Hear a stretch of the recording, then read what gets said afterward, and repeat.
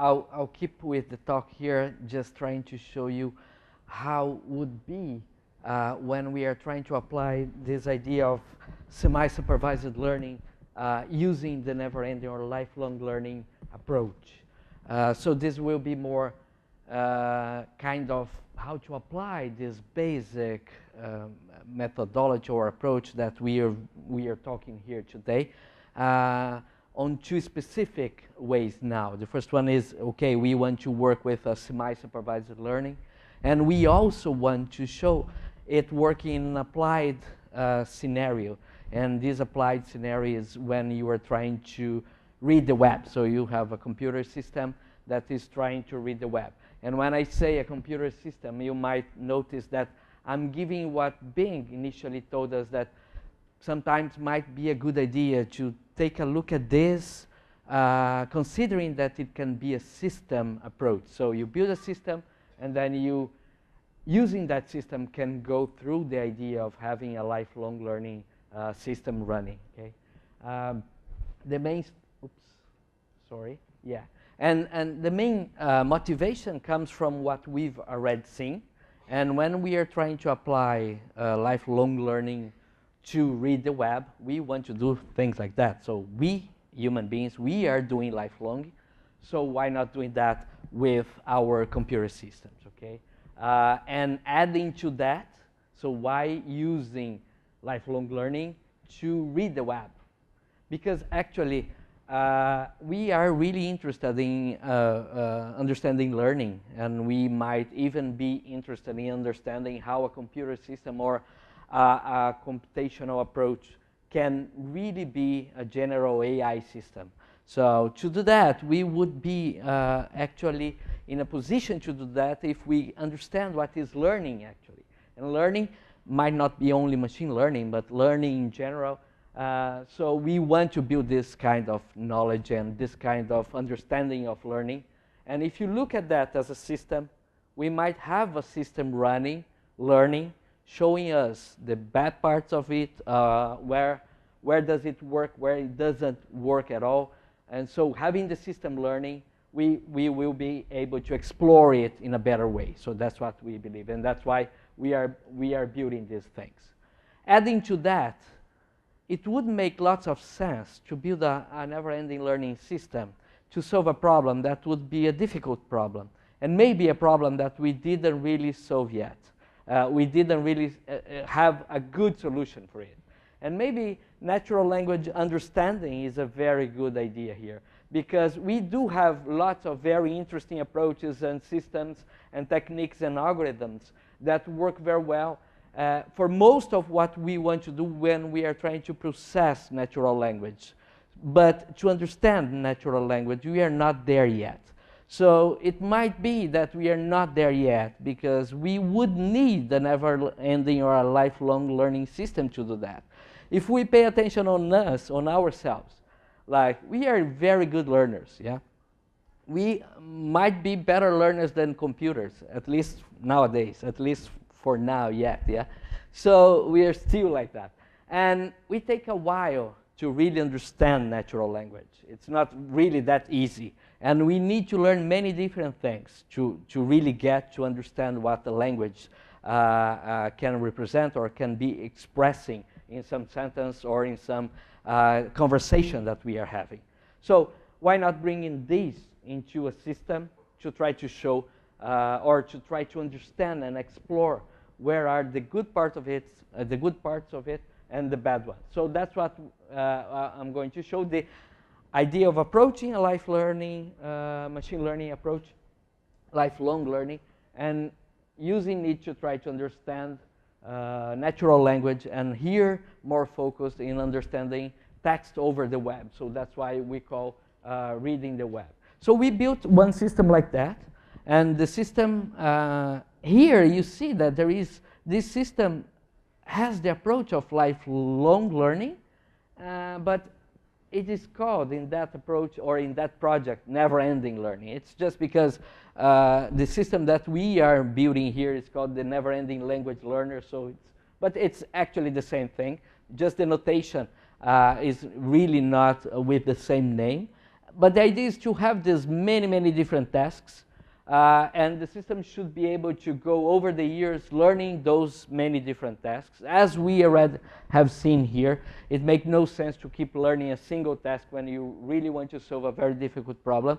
You should go and allowing the system or your approach to really take advantage of what was previously learned, and not only, for instance, go and take advantage of something that was learned in a previous domain and just transfer that to your domain and that's all. You should actually use that and be capable of learning even better now, and then going back there, as we saw here, and then making it every day better and better to become a better learner to solve the task that you are interested in.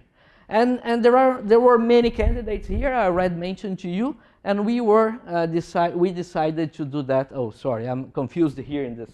Anyway, we decided to build the Neverending language learner, which is a computer system that implements the idea of lifelong learning, and it has as goals, the first one, if it is lifelong learning, to be running 24/7 forever.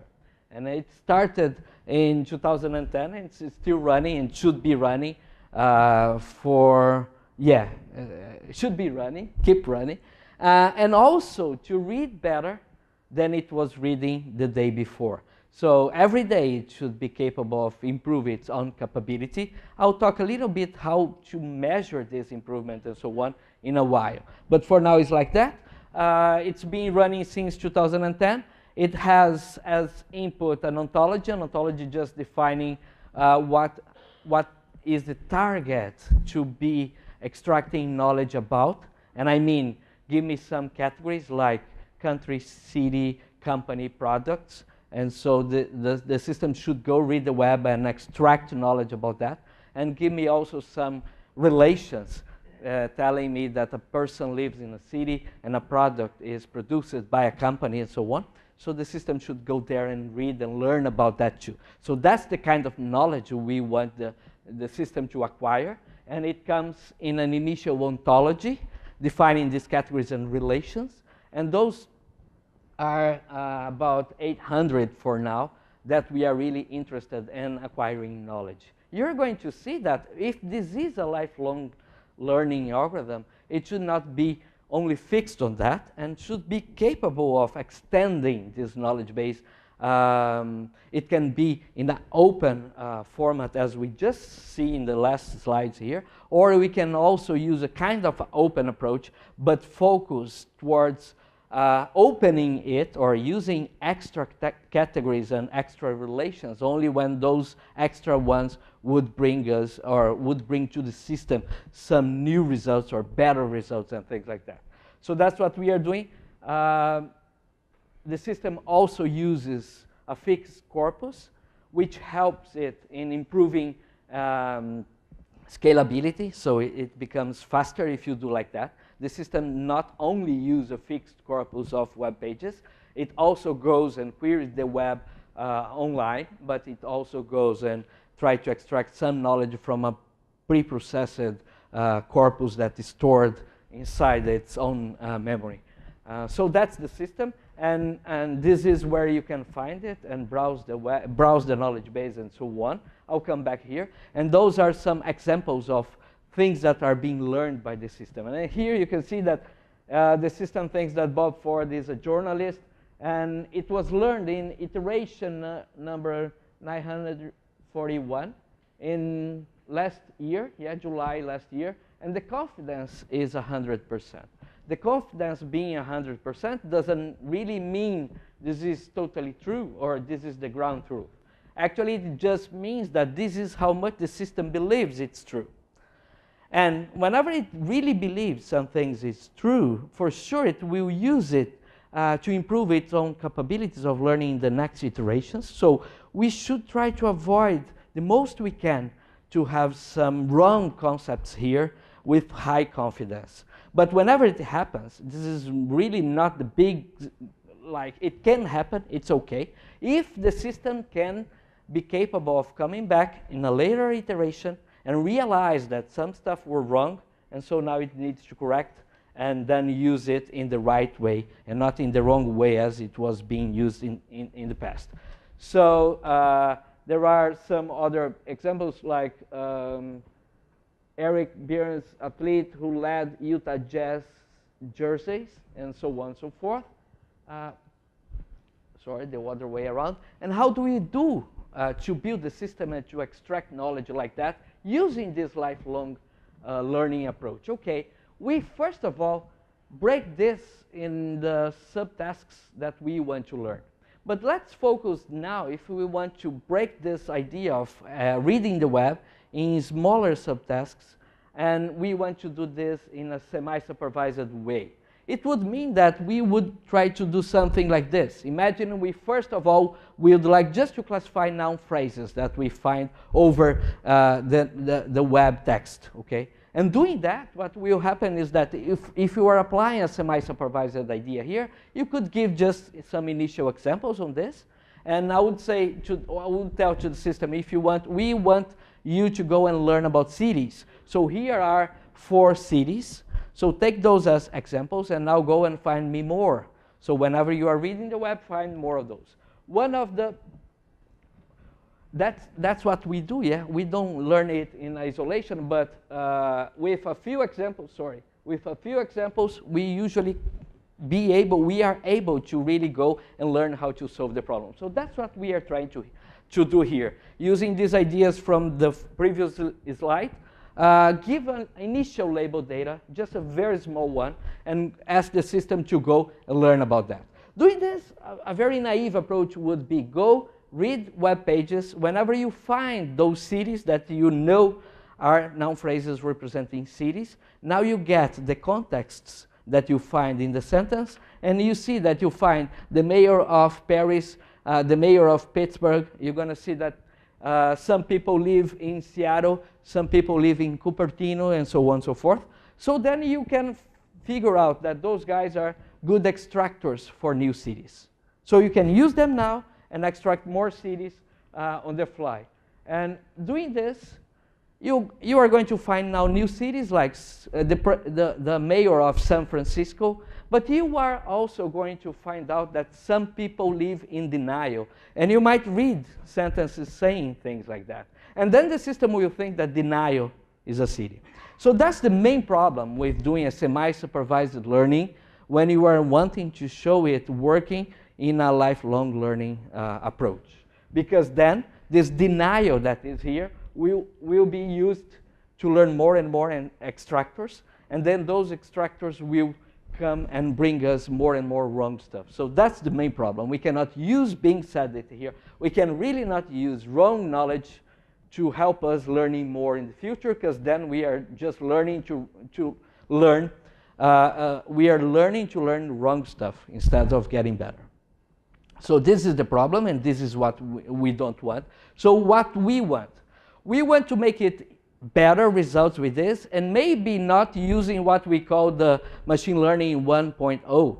Because if we want to solve only this single task, which is go and find noun phrases that represent the category over the web, and we build it in the traditional machine learning approach, you build a function here, giving a noun phrase, it will tell me, is it a person or not? The concept learning that you just saw in the last slides here, okay? But instead of doing that, we don't want this. We want to do this connection of many different functions, because as we saw here in the previous slides, it's really, really too bad if we have many other different functions to learn that are related to the one that is the target one that we want, but we don't use them, don't explore them.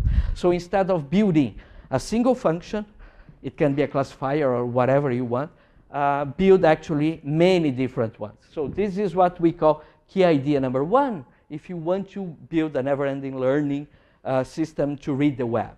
Okay, this key idea number 1 can be implemented in some different ways. The first way would be, okay, you get many different functions, and you see this is based on work already seen here, but some applied to the machine reading idea. So you might find many different functions, so F1, F2, and so on.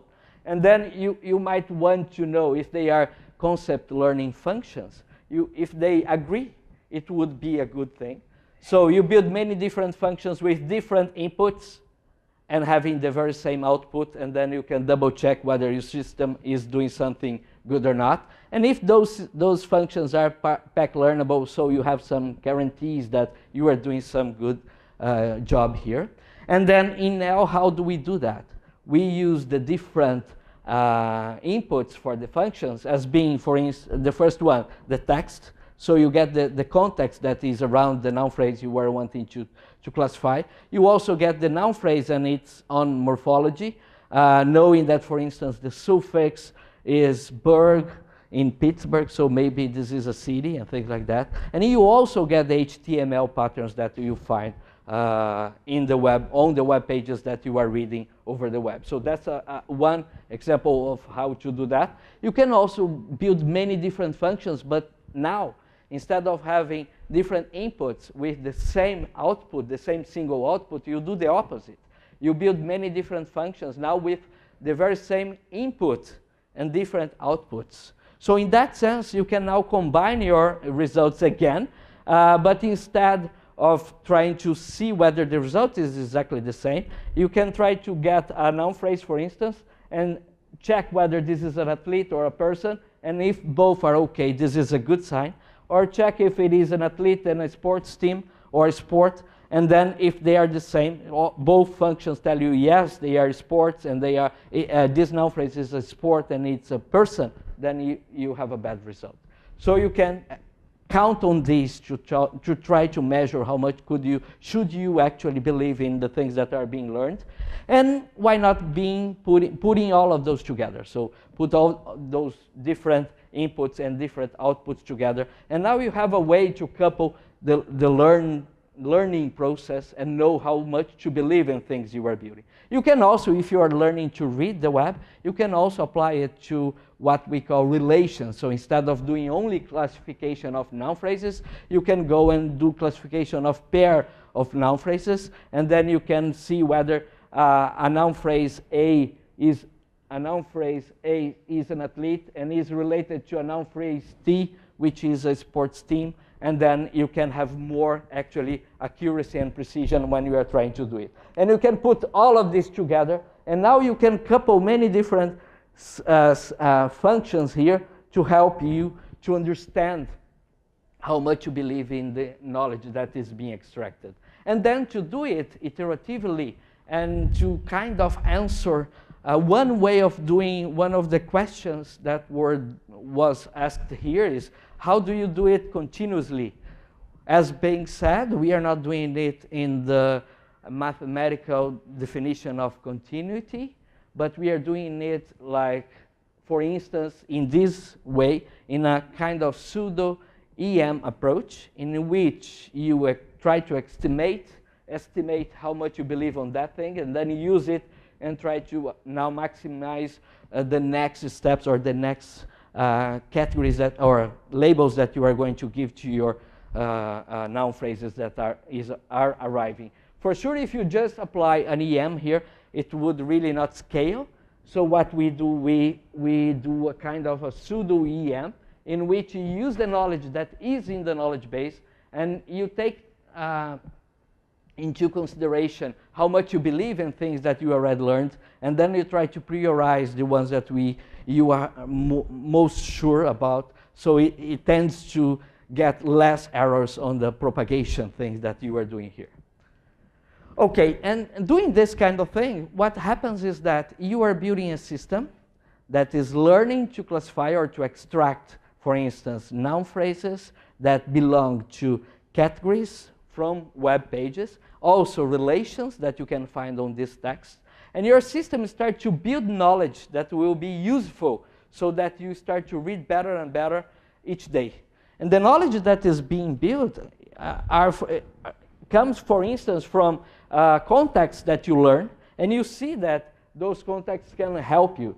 So here you see that we actually have many past knowledge that were acquired, yeah, and we know, for instance, now that if you find a sentence saying that arg1 is the Tiger Woods of arg2, like for instance, Bing Liu is the Tiger Woods of data mining. You know what it means. And you see that you are trying to understand natural language here. You see that if you go through grammatical or dictionary or things like that, you don't find out what the sentence is trying to express here. But if you learn about this, then you can go and use, because many other sentences said things like that, and we knew about the arg1 and arg2. Now you can actually infer what is being meant here. So in this way, you are really acquiring knowledge that is helping you to be a better learner over the time. And we do that for all these different parts of here. So for now, for classifying noun phrases and also pairs of noun phrases. But you can also now, as long as you have a knowledge base that started to grow, now you can go ahead and use the knowledge that is there and do what we were talking here. Explore the knowledge base differently from what you do only for transfer learning or multi-view and things like that. But now you explore this knowledge base and you can actually extract patterns that are there but were not really present in text that was part of the reading task of the system. So for instance, you can explore it using kind of a first order inference method, trying to infer or to extract inference rules, for instance. And doing that, you can actually, without never reading your own text that an athlete plays a sport, but you can infer that if an athlete plays for a team Z and that team Z plays sports Y, then the athlete X plays the sport Y, even not reading that in a single sentence, as we are doing with the previous knowledge that was being acquired. You can do that in different ways, not only using first order rules here, but here are some examples of rules that now extracts to help it learning more from what was previously learned. And then you can add those rules, for instance, in your knowledge base to try to help the system even to create more and more constraints for the future knowledge that will be acquired. And so in this way, your system is now capable of adding complexity to this set of nested functions that are being learned all together to try to make it better and better each day, okay? And if you just consider this, an initial architecture for this system would consider these kind of things. And now, initial architecture was based on those guys.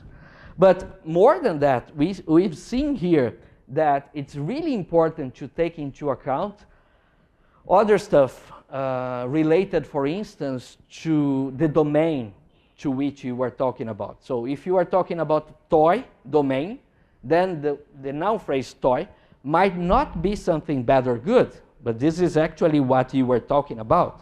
And if you are talking about a car, and someone just tell you, oh, this car is a toy car, it's really not for, you know, for men, grown-ups, and so on. So then this is really not good. So you know that noun phrases, they might have this property of polysemy. And polysemy means one single noun phrase might represent different concepts. And we can also have the opposite. So we can also have different noun phrases actually representing the very same concept. So this idea actually of concept and noun phrases in which one single concept can have many different representations when you use a noun phrase to represent it, and many different noun phrases can represent different concepts too. This is very important, and if you are reading the web, you need to go and find out that, for instance, sometimes when you talk about apple, you are talking about the fruit, sometimes you are talking about the company, sometimes you are talking about the computer, and sometimes you are talking about the same thing, the computer and or the company. When I say Apple, the company, or Apple CEO, or only Apple can also be referring to the same company. So you need to solve this problem here if you really want to use your knowledge base in a way that you are going to gain instead of be actually adding more noise to what you are doing, okay? And so after doing that, you can now go and try to use what was learned, and do this open information extraction, or kind of open information extraction that we were mentioning here in the beginning. And in now, there are some ways of doing that. One way that I'm going to show here is just like you want to extract relations from noun phrases. That would help you to make your system learn better how to read sentences. And imagine in that initial ontology that I told you, that we give to the system and say, okay, now go and read about those categories and those relations. Those are the ones that I'm really interested in. Okay, sometimes I give like very few number of categories or relations that would help very few the system to really go and learn about it. So it must be capable of going and say, okay, in spite of knowing that they only want me to learn about company, person, and sport and city, and the only relations they want me to learn are that a person works for a company and a sport is played in a city, I will add here to this some extra information or some extra tasks or learning tasks that will actually help me to learn better or to perform better in the initial ones. So that's the idea. And I might be able to add this new relation that a person plays a sport, and also this other new relation that a company is located in a city, if it might bring me or to the system more capability of learning better. So then we should do that. There are many different ways of doing that. In this system we do some stuff. The first one would go and look at the knowledge base as a graph and just try to do what many people do when we are, for instance, in Facebook or LinkedIn or Twitter or so on. They try to find open triangles in the graph. So you look at the graph there, and then if I am friend of many other people, and there is someone here that is also friend of many of those that I am friend, so it will suggest, okay, maybe you should be friend with Marco because you have many common neighbors and things like that. So we can explore this. In this context or in this domain, it would be something like that. If you start to find many sports that are related to sports league through a team, a sports team, for instance, in this case, the basketball and the NBA, and then the hockey and the NHL, and then football and so on and so forth, then you might actually suggest that there should be a link between those nodes. And this would suggest actually that there might be a good relation here to be added to your knowledge base that would help you to learn better about sports and about sports league. Then you do that, and then you, for instance, if you want to name those new relations, actually, if you think about a never-ending learning or language learning system, naming a new relation in this case is really not important all the time. It might be that the system is adding a new relation to its own knowledge base just because it will help it to learn better. And then it doesn't mean that it should show to the user that that new relation was added or is being now used as a new learning task. But in some cases you might want it, and if you want to do that, you might use, for instance, a big corpus and try to infer those noun phrases that you already found and try to check whether would be a good name for that relation. If you want to do that, one of the approaches of doing that would be, for instance, you co-cluster the context that co-occurs with the same pairs of noun phrases in a big corpus. And then what you do, you can, for instance, just get the centroid of this cluster and say that one drug can be used to treat a disease, and so on and so forth. Doing this, for instance, now has added many different relations to its own knowledge base. The one that I most like is that one that beverage is served with food, mainly because now it's coffee break time, so I like a lot that. If I can tell you, my wife, she loves this one, which is clothing goes with clothing, and she keeps discussing with Nell whether denim jeans would be good with t-shirt. I can tell you that when they are discussing about that, I leave the room. I really cannot give any suggestion on this. And those are some examples of Nell's new relations that were automatically added. And here, having this, and I would just try to remember that what we are doing here is we've been talking during this first part of the tutorial on how to approach a machine learning problem in a way that this problem would be solved in what we call a lifelong learning approach. And it means that we are not really here getting one labeled data or one data set which contains labeled data, training a classifier or whatever, and then applying it. No, we are not doing that. We are doing it in a very different way, in which we don't explore a single task here. We explore many of those. We don't explore it in a single pass. Actually, you want to learn things, or you want to learn how to solve that problem in the first pass. You want to acquire knowledge on the problem, and you want the system or your approach or method or algorithm to go and take advantage of having this knowledge that was previously acquired and now can really do a better job in the very same task, but because it's really using what was previously acquired. So that's what we are talking here. We talked about some initial definitions in the beginning, and then we came and started to talk about the approaches that could be used. In those, we already saw how to do that when you are trying to solve a supervised learning task. And we are now discussing a little bit on how to do it whenever your task is a semi-supervised learning task, okay? And to see the semi-supervised learning task, we are adopting the domain of how to read the web, because this is a kind of a difficult problem in which the natural language understanding problem is very related, okay?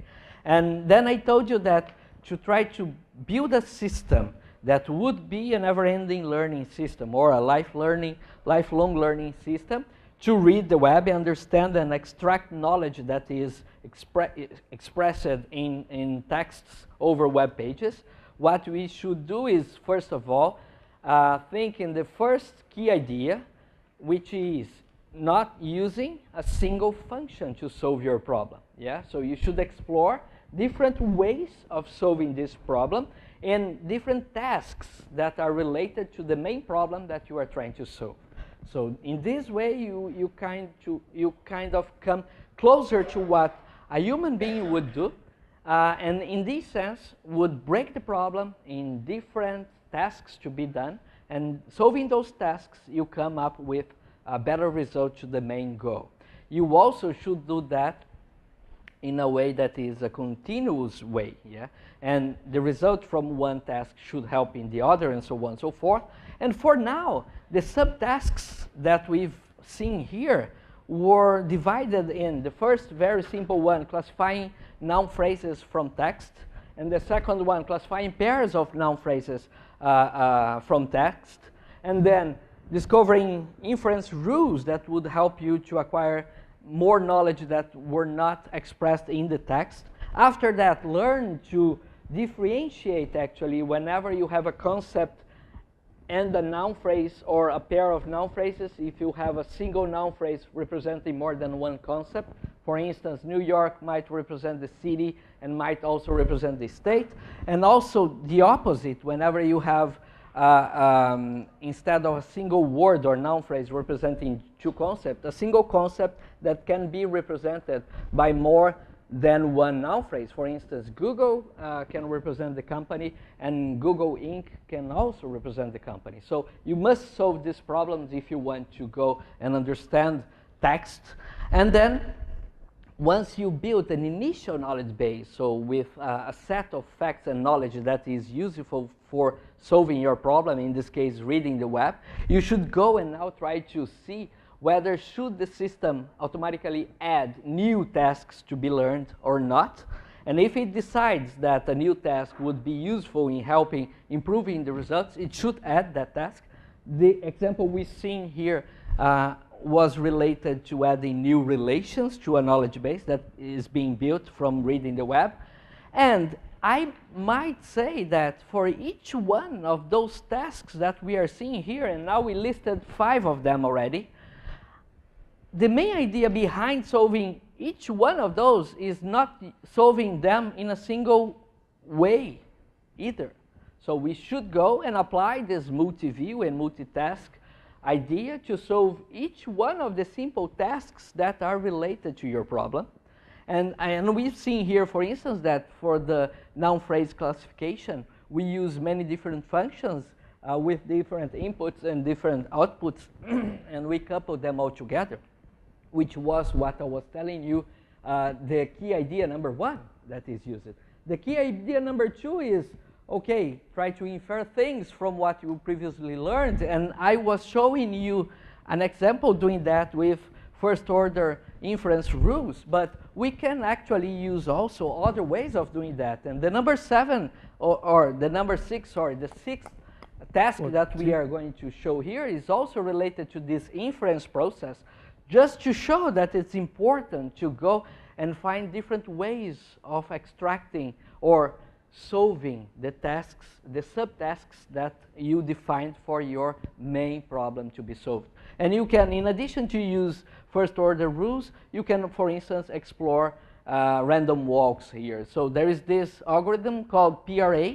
PRA is, for instance, the same algorithm that is also used for inference inside Google Knowledge Vault. It's not working. May I go?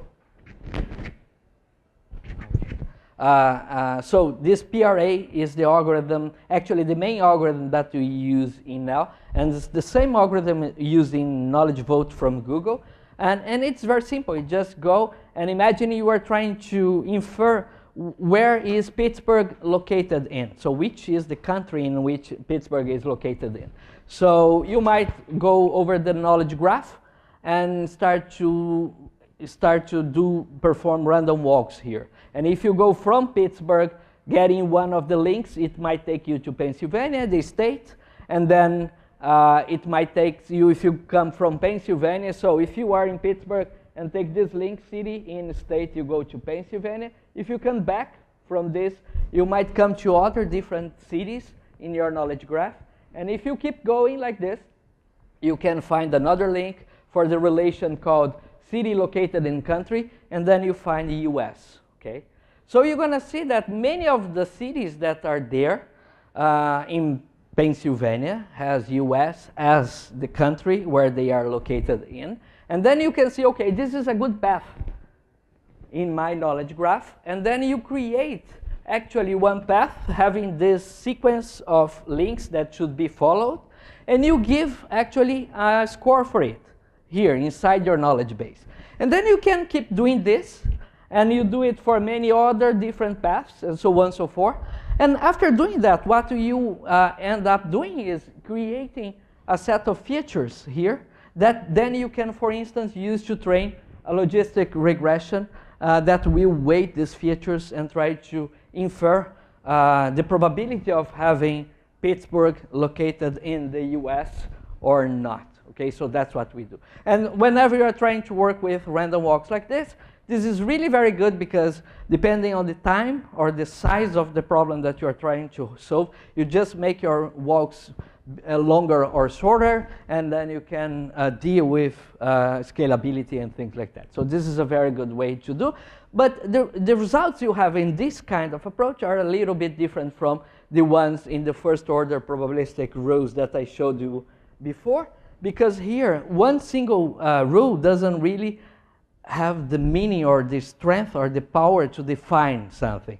Here they are, all those rules, actually, when they are used together with the weights that your logistic regression, for instance, give to them, then they are something good to classify where is that city located in. So they are a little bit different, and I will not go really through all the methods and the components and the algorithms that we have inside the architecture of NEL. I'm just trying to give you an idea that we do it in a different way, in which there are 4 main key ideas here based on the lifelong learning approach. The first one is coupling. The second one was inferring from what you previously learned. The third one was you extend the set of tasks that you are trying to solve on the fly. Whenever you see that those new tasks that you want to solve will be useful to make or to bring more results. We also have different ways of doing things. So for instance, in number 7 here, you see that now also goes through images. I'm not showing here, but we can get what an image is telling you and help you whenever you don't find that in text and so on. The number 8 now learns to reads nowadays in other languages too, Portuguese for instance. It doesn't really explore the multilinguality. It does explore, but does not turn that into cross-linguality, what would be number 9 there, which is take advantage of being learning and reading in many different languages and then improving the knowledge of all different languages that you are learning and so on. And actually I can tell you that where we are mostly working right now in our group to make the system get better and keep growing